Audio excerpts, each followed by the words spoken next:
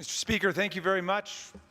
I'm delighted to have the opportunity to share some thoughts with you during this special order hour at the request of the minority leader. And I am a professor of constitutional law, as those of you who watch our proceedings here may know by now, and I'd like to talk about the Constitution, and I will get there before this is over. But I wanted to start, Mr. Speaker, with a basic question of political science, which is why does it seem as if it's so hard for us to get the people's business done in Congress these days? Why does it seem so difficult that even when we have a vast consensus on what to do about a particular issue, we still can't get it done? Why is it that the approval rating of our institution, according to the most recent Rasmussen poll, is at 15%, which I think most people would agree is a pretty dismal showing for the People's Congress and here in the People's House? Well, I want to talk about this problem in some historical and constitutional perspective and hope that it opens up some roots of thinking and feeling that might enable us to transcend some of the paralysis that now besets the United States Congress. Of course, the simple explanation that is often given colloquially is that everybody in Washington is just fighting, and you've got the two parties at each other's throats, and everybody is so divided that nothing happens.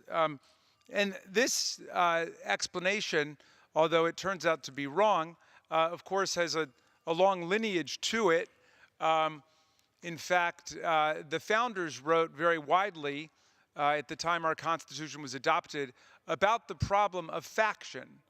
And they said, if you look at James Madison in Federalist 10, for example, he identifies faction as the central problem in the political life of a democracy. But he says that the latent causes of faction are sown in the nature of man, and we see them everywhere.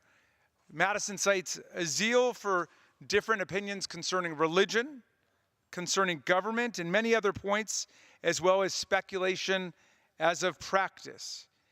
He cites also an attachment to different leaders, ambitiously contending for preeminence and power.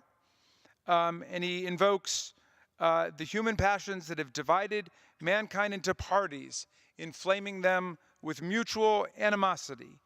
So strong is this propensity of mankind to fall into mutual animosities, Madison writes, that where no substantial occasion presents itself, the most frivolous and fanciful distinctions have been sufficient to kindle their unfriendly passions and excite their most violent conflicts. In other words, even when there's not something real and big to be fighting about, people will find something small, trivial, and petulant to fight about. And those of you with little brothers and sisters might agree. That's just the way it is. Sometimes it's in human nature for people to fight. But the founders understood that faction was something that would arise in a democratic society where people have the liberty of thought and expression. In fact, Madison said one of the ways that you could deal with the problem of faction is to destroy the liberty that gives rise to faction. But that, of course, plunges us into authoritarianism, monarchy, dictatorship. One way you get rid of all the different views is you go to one party. You create a one-party state, like they've got in North Korea, and then there's no conflict because everybody does what the one party says. So Madison dismisses that and said, that's not going to work. We're not going to be able to remove the sources of faction, but why don't we try to control the effects of faction? And the way you do that, he said, is that if, in order to control the effects of majority tyranny, is you have a Bill of Rights that defends the rights of the minority so that people who are in the majority can implement their policy preferences, but they can't extinguish the rights of the minority, the right to speak, the right of press, the right to dissent, the right to vote, and so on. But also, Madison said, if you extend the size of the republic, if you create a big country then even if you get a majority on one particular issue, the majorities are shifting, because then you'll have a different majority on another issue and a different majority on another issue, and so on. So, but what happens, he says, if you have a faction that is tyrannizing the society, but it's not a majority faction, it's a minority faction? What if you have a small group that is able to hijack the process and prevent the majority from having its way? Well, he thought there democratic processes and Republican government would take care of it. He says this: if a faction consists of less than a majority, a minority of people, relief is applied by the Republican principle, which enables the majority to defeat its sinister views by a regular vote. The minority may clog the administration, it may convulse the society, but it will be unable to execute and mask its violence under the forms of the Constitution. In other words, Madison is assuming that when it comes to public policy, the majority will eventually get its way if the governmental process is working correctly. Now, let's fast forward to 2018. And I'm taking 3 issues where the vast majority of the American people agree as to what should be done to deal with a serious public policy problem. Let's start with the problem of high prescription drug prices. Now, Congress passed a law saying that the government could not negotiate for lower prescription drug prices in the Medicare program with the big pharmaceutical companies. And it will not surprise you to learn that the big pharmaceutical companies who invest a lot of money in campaign contributions also paid for a lot of lobbyists to go and lobby for that provision to be put into the law. So the federal government can negotiate for lower prescription drug prices in the Medicaid program. It can negotiate for lower prescription drug prices in VA program. But for Medicare, because this provision got slipped into the law, we can't negotiate, and it's costing the taxpayers $25 to $30 billion a year. And of course, driving up everybody's prescription drug prices. A majority of Americans have at least one prescription drug, and 1/5 of Americans have 4 or more prescription drugs. Well, 92% of Americans support allowing the federal government to negotiate free market style with the prescription drug companies for lower prices in Medicare. 92% of Americans support that. All right, so that's case number 1. Hold that in mind. Case number 2. This is something that should be familiar to you in the wake of the discussion about the Parkland massacre that took place. I tried not to lapse into calling it a tragedy. Romeo and Juliet, that's a tragedy. Hamlet, that's a tragedy. Macbeth, that's a tragedy. What happened in Parkland, Florida was a massacre. It was terrorism that took place in a public school. It was a preventable public policy debacle that young man could walk into a gun store and purchase an AR-15, and that AR-15s are so available that people can get them even when they're not qualified to possess even a handgun. In any event, after Parkland and after the Pulse massacre and after the Las Vegas massacre and after the San Bernardino County massacre and after the Sandy Hook massacre and after the Virginia Tech massacre, guess what? 95% of American voters, 95% support a universal criminal and mental background check on all firearm purchases in the United States. That's more than 9 out of 10 Americans, 19 out of 20 Americans. If you include the margin of error, it might be 98%. It might be almost everybody except for the leadership of the NRA and the CEOs of the gun manufacturers who support a universal background check. If you go to a licensed gun dealer and you can't purchase a gun because you failed the background check, why should you be able to go to a gun show and buy one? Why should you be able to go to the internet or to the parking lot of a 7-Eleven and buy one? It doesn't make any sense. So the common sense of the American people, 95% of American voters, is to favor universal background checks, and yet nothing's happening. Just like with giving the government the power to lower prescription drug prices, despite the fact that more than 9 out of 10 Americans support it. The President of the United States, President Trump, called for it in both of his 2 State of the Union addresses. I think the vast majority of the members of Congress would vote for it if it were brought up for a vote, and yet nothing happening. So that's case number 2. Let's look at case number 3. Another thing that's been very much on the mind of the public and in the public policy debate. 83% of Americans favor continuing the DACA program and passing the DREAM Act and allowing the Dreamers a path to citizenship in the United States.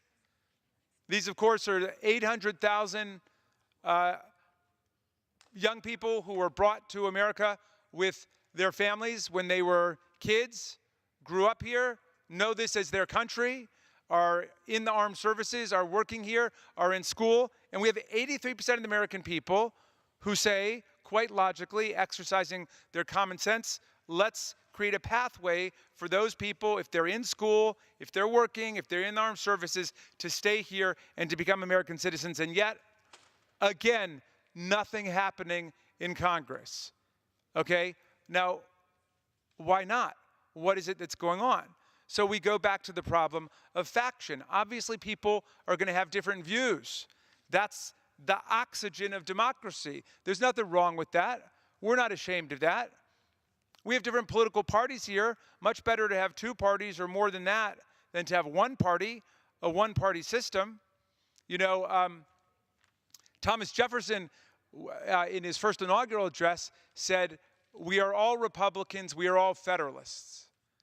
Lincoln tried to strike the same note when he first took office, and Lincoln said, "We are not enemies, we are friends. We must not be enemies, and passion may have strained, but it must not break the bonds of affection that hold us together." So our greatest presidents and our greatest leaders have understood we fight like cats and dogs in elections. That's how it works in a democratic society. There's a political contest. But once we're in, we try to stand for the whole public, the whole common good. We try to remember that we're not just here to represent one party. Washington reminded people that the word party comes from the French word parti, a part. One part of the whole. You represent a party, you're just representing a part of the whole. We've got to try to aspire to represent everybody. And yet, given the human condition, given the nature of political passions and moral passions that Madison discusses in Federalist 10, we know that parties are inevitable. Okay, we accept that in a democratic society. We cherish the fact that people can form political parties that articulate different agendas and different values. So that's not the problem. So what's the problem? Why is it the case that the United States Congress cannot even bring to a vote 3 measures that have overwhelming public support? To allow the government to negotiate for lower prescription drug prices, to pass a universal criminal and mental background check, and to pass the DREAM Act to help deal with the crisis of these young people who've been thrown into a limbo because of President Trump's action last year. Why can't we do it? Well, there are a couple of reasons I want to identify, and then I want to call on all of us in Congress to try to take us to a higher ground. The young people who are protesting about the nightmare of gun violence, which makes America an absolute outlier state in terms of industrialized countries. Our rate of homicide and suicide by gun violence is simply off the charts when you compare it to other industrialized countries like the United Kingdom or Canada or France or Japan. It's not even close. We're losing tens of thousands of people a year. Will the gentleman suspend? Yes, by all means. The chair will receive a message. Mr. Speaker, a message from the Senate. Mr. Speaker, Madam Secretary. I have been directed by the Senate to inform the House that the Senate has passed S. 1869, An act to reauthorize and rename the position of whistleblower ombudsman to be the whistleblower protection coordinator, in which the concurrence of the House is requested. The gentleman from Maryland may now proceed. Mr. Speaker, thank you very much. So the point I was making here is that we have this puzzlement about why we can have massive popular agreement and consensus, political consensus as to what to do, and yet a bottleneck in Congress where we get this paralysis and this inaction. The young people who have ignited a revolution across the country against political complacency with respect to gun massacres in public places like schools and movie theaters and concerts and churches and so on. They are focused very heavily on the problem of money in politics. And I think that the vast majority of the American people exercising their common sense would agree that money in politics distorts the public agenda. We know that the NRA has put tens of millions of dollars into our politics, just as we know the prescription drug manufacturers have put tens of millions of dollars into our politics. So I think they're right to identify that as one strand of the problem. But even with that, I think here in Congress, there is a major failure of political leadership, Mr. Speaker. And I think it goes to something that at least used to be called the Hastert Rule. The former speaker has been discredited, but the rule, unfortunately, is still operational. And the Hastert Rule is a rule that's been adopted by the majority caucus, which says that no legislation will be brought to the floor of the House of Representatives unless it passes the Republican caucus first. Now think about what that means. If you got legislation like the DREAM Act or like a Universal Criminal Mental Background Check Act, which has unanimous support by the Democrats and substantial support by the Republicans, such that it would pass overwhelmingly in this body, it never sees the light of day on the floor of the House of Representatives because their rule is they won't bring it out of the GOP caucus to the floor for a vote unless it can get a majority within the caucus. This means that the majority will, not just of the country, but the majority will of this body is thwarted and frustrated by the Hastert Rule, which I wish Speaker Hastert had taken with him when he left the House of Representatives, because it is fundamentally undemocratic, and we are seeing right now the costs of this rule, which enshrines minority preferences and minority control against majority public opinion. Now, I hasten to say, of course, we've got a Bill of Rights. So what we're talking about is not allowing the majority to trample the constitutional rights of the minority. What's happening here is that a political minority is trampling the policy rights of the majority, so that the majority policy preferences of the American people and of Congress are being stymied by virtue of minority control in this body. Now, this is something that our distinguished and thoughtful colleagues on the other side of the aisle can fix. They can say they're no longer going to abide by that rule. They will allow us to have a hearing on a universal criminal background check. They will allow us to have a hearing on whether the government can negotiate for lower prescription drug prices. They will allow us to have a hearing on the DREAM Act, and they will allow us to have a vote on it. We're not saying everybody's got to agree. They've got the right to vote against it. But doesn't the majority at least have a right to a vote on those issues which reflect the massive policy preferences of the American people? And don't we think that that's got something to do with the very low esteem within which we are held by the American people today? That when it's very clear what almost all Americans want, we cannot legislate their preferences into law? So, Mr. Speaker, in Federalist 10, Madison told us that the problem of democracy is the problem of faction. And right now, we've got a tiny minority faction driving the entire train of government. And there's not enough space, there's not enough room for the will of the people to govern. And that's why America is disenchanted with the leadership of Congress and what's happening here. And we're seeing it in election results around the country. We're seeing it in public opinion polls. We're seeing it in marches and rallies and walkouts all over the country. And that's good, because in their wisdom, the founders also gave us the First Amendment, which gave the people a right to petition for redress of grievances, a right to assemble, as the young people assembled yesterday on the lawn of the Capitol building and in front of the White House. It gives us the right of free press, so we can write about what's actually taking place here in Congress. It gives us a right against establishment of religion and for free exercise of religion. And it gives everybody the right of free speech, so we can talk about what's going on. The founders never guaranteed us perfection. You know, Madison said if people were perfect, we wouldn't need government in the first place. But they gave us a structure within which we could improve things, we could reform things and make things better. And yet, the members of Congress now who are in charge in the driver's seat are blocking off the hall. They're thwarting progress across the board on everything from prescription drug prices to the ban on assault weapons and a universal criminal mental background check to the Dreamers. And the American people are increasingly unsatisfied and frustrated with this situation.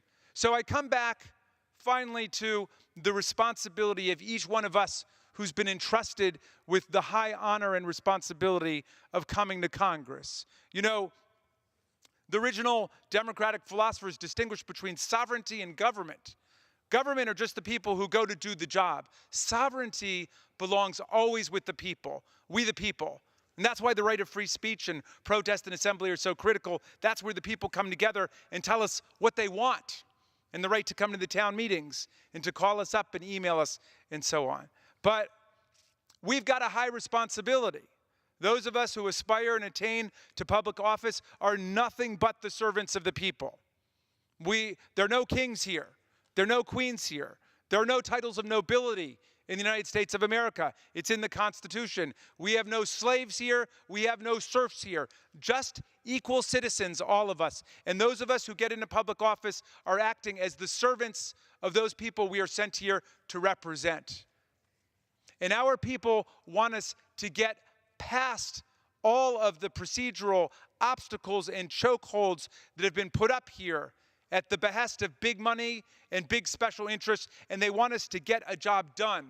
Let us start with these three things, which the vast, overwhelming majority of the American people, Democrats, Republicans, independents alike, everybody agrees we need a universal criminal mental background check on firearm purchases in America. We need to give the government the power to negotiate in Medicare for lower drug prices for our people, so our mothers and fathers and grandparents can get the prescription drugs they need at affordable prices. And we need to pass a DREAM Act so we can deal with the crisis situation of hundreds of thousands of young people whose lives have been thrown into limbo over the last year. We can do those things. We can make that happen. And Mr. Speaker, I would invite you or any other members of Congress to respond. I reach out in a spirit of openness and affection and as much as possible transpartisanship to say we've got to get America moving in the right direction again. And with that,